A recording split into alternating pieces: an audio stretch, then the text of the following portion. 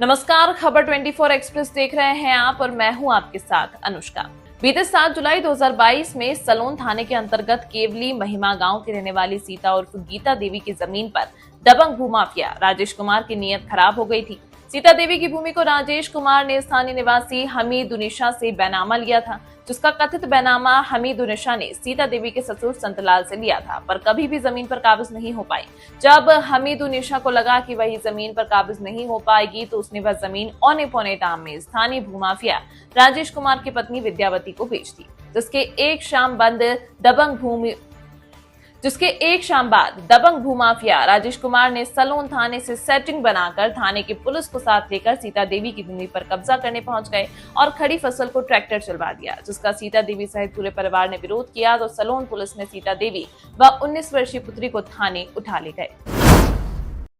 वहीं आपको बताते चले कि सीता देवी के पति इंद्रपाल जिले के किसान संगठन जय किसान आंदोलन से जुड़े हैं, इसलिए उन्होंने अपने संगठन के साथियों से संपर्क करके घटना की पूरी जानकारी दी और उसके बाद जय किसान आंदोलन के पदाधिकारी पुष्कर पाल ने ट्विटर के माध्यम से यूपी पुलिस और रायबरेली पुलिस से संबंधित घटना की जानकारी मांगी व उचित कार्रवाई करने का अनुरोध किया। इसके बाद रायबरेली पुलिस ने मामले में लीपापोती करते हुए सीता देवी को ये अपराधी घोषित करने लगी और सीता देवी व उसकी पुत्री को महिला थाना रायबरेली में होने की सूचना दी। जिसके बाद संगठन से जुड़े कार्यकर्ता वहां पहुंचे तो सीता देवी को चोटिल अवस्था में लेकर सलोन पुलिस पहुंची। मामला अधिवक्ता अर्चना श्रीवास्तव के संज्ञान में आया, तब उन्होंने पीड़ित सीता व उनकी बेटी के साथ मिलकर बात की। तब सीता व उनकी बेटी ने बताया कि सलोन पुलिस ने उनके साथ क्रूर व अश्लील हरकत की है। विरोधियों पर पुलिस द्वारा कोई कार्रवाई नहीं की गई, बल्कि उल्टे पीड़िता को धमकाने व पुलिस के गलत आचरण का मामला सामने आया था। उक्त घटना की शिकायत एसपी व डीएम रायबरेली से भी की गई, पर कोई नतीजा नहीं निकला। इसके बाद एडवोकेट अर्चना ने मामले को सिविल कोर्ट रायबरेली में 156/3 के तहत मुकदमा डाल दिया, जिस पर सुनवाई करते हुए सीजेएम कोर्ट रायबरेली के द्वारा मामले को संज्ञान में लेते हुए प्रार्थनी सीता देवी व उसकी पुत्री के साथ मारपीट, जान से मारने की धमकी, शारीरिक छेड़छाड़ व अश्लील व्यवहार के आरोप में दोषी पुलिस कर्मियों व अन्य के खिलाफ 7 दिन के अंदर मुकदमा दर्ज करने का आदेश जारी कर दिया था। जिसके उपरांत 10 अक्टूबर 2024 को तत्कालीन सलोन कोतवाल संजय त्यागी समेत 1 दर्जन पुलिस कर्मियों एवं विपक्षी विद्यावती राजेश कुमार एवं पूरे दीन के खिलाफ धोखाधड़ी एवं छेड़छाड़ जैसी गंभीर धाराओं में मुकदमा लिख दिया गया है। सलोन में एक मुकदमा माननीय न्यायालय के आदेश से 12 पुलिस कर्मियों के खिलाफ लिखा गया है, जिसकी विवेचना थाना स्तर पर प्रचलित है। तथ्यों के आधार पर विधिक कार्रवाई की जाएगी। प्रथम दृष्टया मामला संदिग्ध प्रतीत हो रहा है। मेरा नाम अर्चना है, प्रोफेशनली एडवोकेट हूँ, मेरी यूनिफॉर्म से आपको दिख रहा है। मैं सिविल कोर्ट रायबरेली में प्रैक्टिसिंग लॉयर हूँ।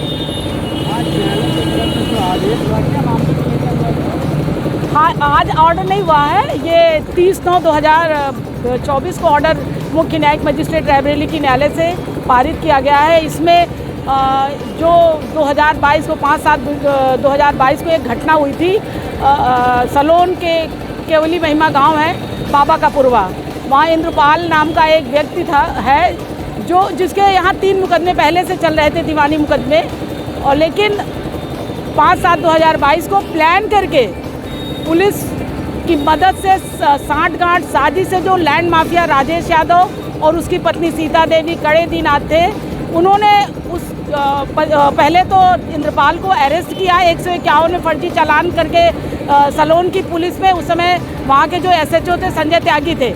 संजय त्यागी ने उसे सुबह बोला था कि आप उस ज़मीन का कब्जा छोड़ दीजिए। सुबह जब वो कब्जा नहीं छोड़ा, वो आ गया 4 बजे, उसका वापस किया उन्होंने 151 का चालान से, उसको बेल आउट हुआ और घर आया। शाम को उसकी जो खेत में धान लग रहा था, तो इन्होंने देखा कि ये लोग अभी भी कब्जा ही कर रहे हैं, ये डरे नहीं। तो शाम को पूरी थाने की पुलिस समेत इन्होंने वो राजेश यादव, सीता देवी, कड़े दिन, इन सबकी मदद करने के उद्देश्य से वहाँ षड्यंत्र रचते हुए और इंद्रपाल को किसी भी तरीके से वो उस ज़मीन से बेदखली करने के लिए इन्होंने ट्रैक्टर चलवा दिया, खड़ी फसल जुतवा दिया, पूरा धान की फसल रौंद दी और सब्जी, कद्दू, लौकी, सब फसल, उसकी खड़ी फसल। यही नहीं रुके, रौंदने के बाद भी जो महिला, जो इंद्रपाल की पत्नी थी सीता देवी और जो उसकी एक बेटी थी 18 साल की, इन्होंने रात के 7 बजे के उसको अरेस्ट कर लिया और वो महिला और उसकी पत्नी को थाने ले आए। और उसको पता नहीं, जब मुझे जानकारी हुई कि उसका खेत रौंदा जा रहा है, तो मैंने रायबरेली की डीएम महोदया को फ़ोन किया।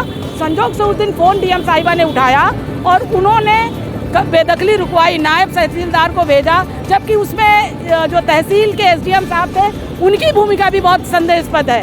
लेकिन फिर भी डीएम के आदेश से वो बेदखली रुकी। मुझे 8 बजे के करीब जानकारी हुई रात में, मेरे क्लाइंट इंद्रपाल ने मुझे फ़ोन किया कि मेरी बेटी को और मेरी पत्नी को भी पुलिस उठा ले गई है। तब मुझे बहुत पीड़ा हुई, बहुत हतप्रभ हुई कि कोई हीनस क्राइम नहीं, कुछ नहीं आया, एक महिला और उसकी जवान बेटी को पुलिस थाने उठा लाई। तब उतनी रात में हमारे साथी जय किसान आंदोलन के पुष्कर पाल जी हमारे साथ हैं, अधिवक्ता हैं, और हमने ट्वीट किया तो रायबरेली पुलिस का जवाब आने लगा कि हाँ उठाया है हमने। और फिर हमने डीजीपी को फ़ोन किया रात में, तब वो 11:30 बजे रात में डीजीपी के या वहाँ के आदेश से या जैसे भी हमारी जो ट्विटर पे पुलिस चैट कर रही थी, वो 11:30 बजे रात में महिला थाने लेके आए।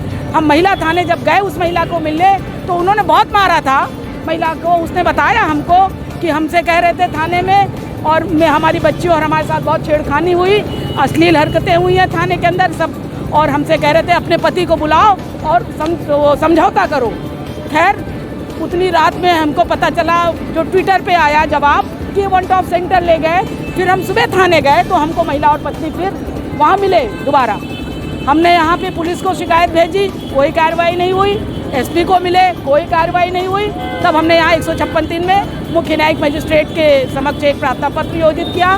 2022 से लेके वो अभी तक पेंडिंग था, और हमारे जो वर्तमान मुख्य न्यायिक मजिस्ट्रेट पवन, ये SHO उस समय जो संजय त्यागी थे उनके समेत मेरे ख्याल से 12 पुलिसकर्मी हैं, उसमें 8 शायद नामजद हैं ये लोग, और 3 अज्ञात, 3 महिला और 3 पुलिस अज्ञात है।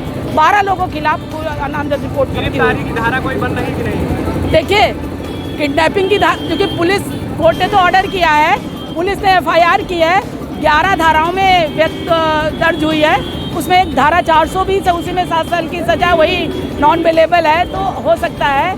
अदरवाइज़ पुलिस को ही लिखना है। हालांकि मैंने न्यायालय से अनुरोध किया था कि इसमें जो जांच है वो किसी अन्य जांच सक्षम अधिकारी से और से कराई जाए, क्योंकि उसी थाने आप भेजेंगे तो न्याय तो नहीं मिलेगा। लेकिन फिर भी मैं अपने जो मुख्य न्यायिक मजिस्ट्रेट पवन कुमार सिंह है, उनका बहुत बहुत आभार व्यक्त करते हैं। उन्होंने न्याय किया, वो हमने वीडियोज़ दिए, हमने फ़ोटोज़ दिए, मैंने सारे दस्तावेज जब दिए, दोनों प्राइमा फेसी लगा कि अन्याय हुआ है। मैंने बताया कि ये चैट्स है, उन्होंने बहुत गंभीरतापूर्वक एक ऑर्डर किया है और सबके खिलाफ FIR दर्ज करने का आदेश किया है। FIR दर्ज भी हो गई है 10 तारीख को। यह खबर आपको कैसी लगी, हमें कमेंट करके अपनी राय जरूर दें। साथ ही इसी तरह की खबरों को देखने के लिए हमारे चैनल खबर 24 एक्सप्रेस को अभी सब्सक्राइब करें। धन्यवाद।